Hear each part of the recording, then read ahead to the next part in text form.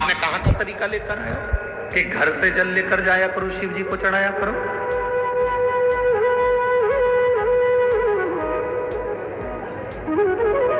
एक अब हम क्या बोलें आपको, क्या कहें।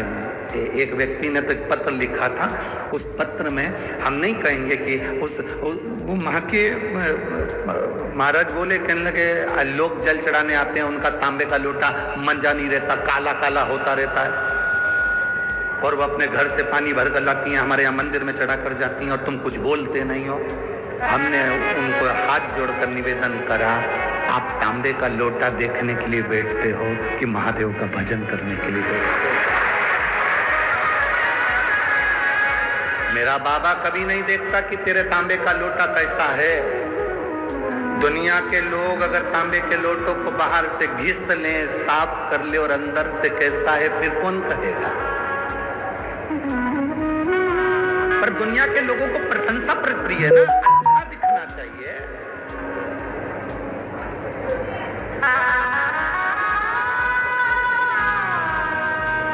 अच्छा दिखे उनको।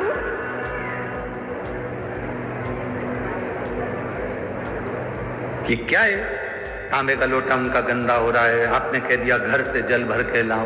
घर से लोग जल भर के लाते हैं, हो सकता है घर का पानी झूठा है कि अनूठा है कि कैसा है। तो हमने उनसे प्रश्न किया, ये बता दो, नदी का पानी झूठा नहीं, कुएं बावड़ी का पानी झूठा नहीं। तेरी पूजा में दूध ले आई,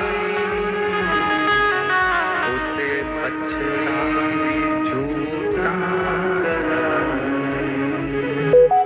तेरी पूजा में दूध ले आई, उसे बछड़ा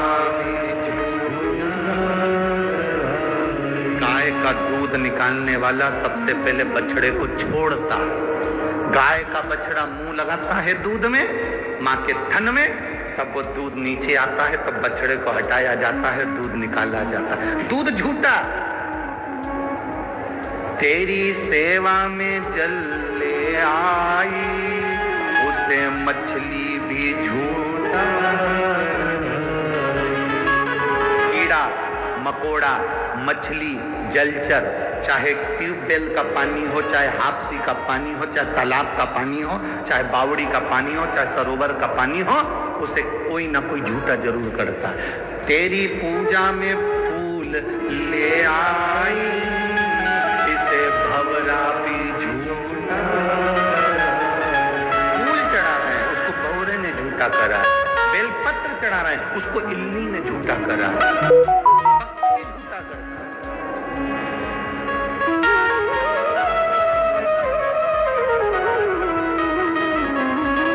तो किसी ने पूछा, जल झूठा है, भगवान स्वीकार करते हैं? हाँ। दूध झूठा है? हाँ, भगवान स्वीकार करते हैं। हाँ। फूल झूठा है, भगवान स्वीकार करते हैं। हाँ। जब इतने बड़े मनुष्य जैसे झूठेले हो भगवान स्वीकार कर रहा है, तो ये जल, दूध और फूल क्या लगे? बोलो तो ये चीजें सही बात है कि गलत बात है? कितना झूठेला इंसान हो गया आज के जमाने में। देखता दुकान पे, कहता घर पे। पत्नी पूछ रही कहाँ तक पहुंचे? बस यहीं तक पहुंच गया हूं, पुल के नीचे बस। और मालूम पड़ा 5 किलोमीटर दूर। झूठेला, कितना झूठेला इंसान। पत्नी रोज पति से पूछती है मैं कैसी लग रही हूं। कितना झूठेला पति, रोज कहता है एकदम नंबर 1।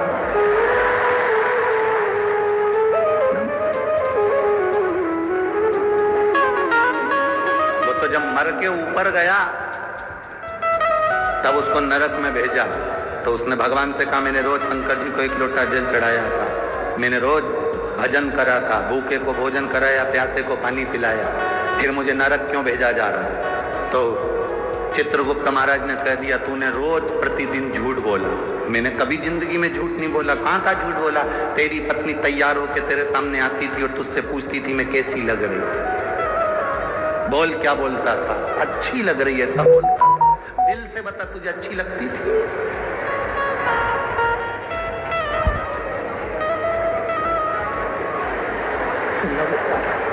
बस झूठ बोलता। कभी कभी अनायास पुण्य हो जाता है, कभी कभी अनायास पाप हो जाता है। एक अनायास पुण्य, एक गाड़ी चलाने वाला एक ड्राइवर मर गया और मरने के बाद सीधे बैकुंठ गया। अब बैकुंठ का दरवाजा बंद था, लाइन लगी हुई थी, सब एक के पीछे खड़े हुए थे। आगे आगे संत भी खड़े थे, साधु सन्यासी पुण्यवान जीव, सब बैकुंठ के दरवाजे पर लाइन से खड़े। ये गाड़ी का ड्राइवर भी वहां जाकर, बस का ड्राइवर भी खड़ा हो गया। जीन्स फटी, चश्मा, चाबी का कीरिंग हिला, मुंह में पान भरा हुआ था।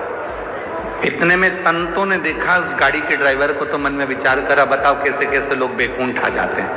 इनको तो नरक जाना चाहिए, फटी हुई जींस पहन रहा है, चश्मा लगा रहे हैं, मुंह में पान भरा है, कीरिंग हिला रहा है, इनको तो नरक जाना चाहिए। बैकुंठ की लाइन में खड़े तो अपना क्या जान। आगे आगे चले तो दरवाजा खुला, चित्रगुप्त महाराज ने बुलाया, आओ संत अंदर आए, तुम जाओ। सामने एक रूम बना हुआ है, झोपड़ी, उसमें चावल रखा है, दाल रखी है, शक्कर रखी है, अपना खाना खुद बनाओ, जाओ। उसके बाद कोई एक और व्यक्ति आया, उसको कहा तुम वो जो एक रूम है एसी का, उसमें जाकर रहो। अब गाड़ी का ड्राइवर आया, उसके पीछे और भी संत खड़े थे। गाड़ी का ड्राइवर आया तो उससे कहा जाओ, सामने वीआईपी बंगला बना हुआ है, उसमें सोने की थाली, चांदी के कटोरे और भोजन बनाने वाली दासियां लगी हुई हैं, तुम प्रेम से भोजन करना, वो तुम्हारे पंखे झेलेगी। इतने में संतों को क्रोध आ गया। हमने इतना भजन करा, कथा सुनाई, प्रवचन करा, हम इतनी पूजन करे और हमको झोपड़ा दिया, और वो गाड़ी का ड्राइवर, उसको तुमने वीआईपी बंगला दिया, ये कोई तरीका है?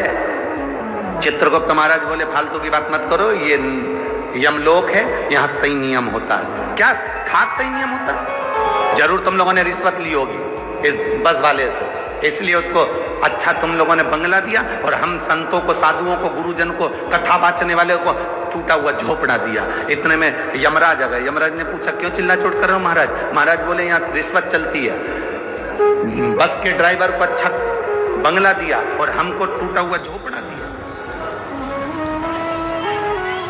हमको टूटा हुआ झोपड़ा, यहाँ जरूर रिश्वत चलती होगी। इतने में तुरंत यमराज ने कहा महाराज जी यहाँ रिश्वत नहीं चलती, यहाँ कर्म का खेल देखा जाता है। क्या कर्म का खेल जाता है देखा जाता है? हम कथा करते हैं, प्रवचन देते हैं। तो इतने में यमराज ने कहा महाराज जी बात इतनी सी है, आप कथा करते हैं, आप प्रवचन करते हैं, जितने लोग कथा सुनने आते हैं वो दीवार से टिक टिक कर सोते हैं, और ये बस का ड्राइवर जब बस चलाता है इतनी तेज चलाता है, अंदर बैठे हुए सब हनुमान चालीसा पढ़ते हैं।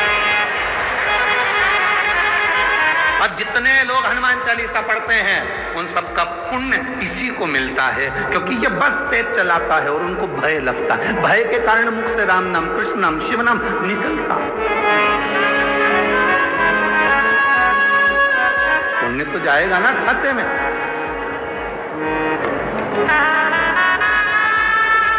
एक यहाँ पर एक कोई बच्चा है राम बदाने, जिसने अपने नगर से, गांव से कथा स्थल तक लगभग 500 से 700 या 1000 गाड़ियां निःशुल्क चलाई हैं आने जाने के लिए।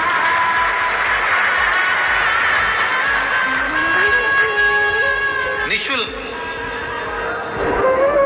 आने जाने के लिए गाड़ियां चलाई।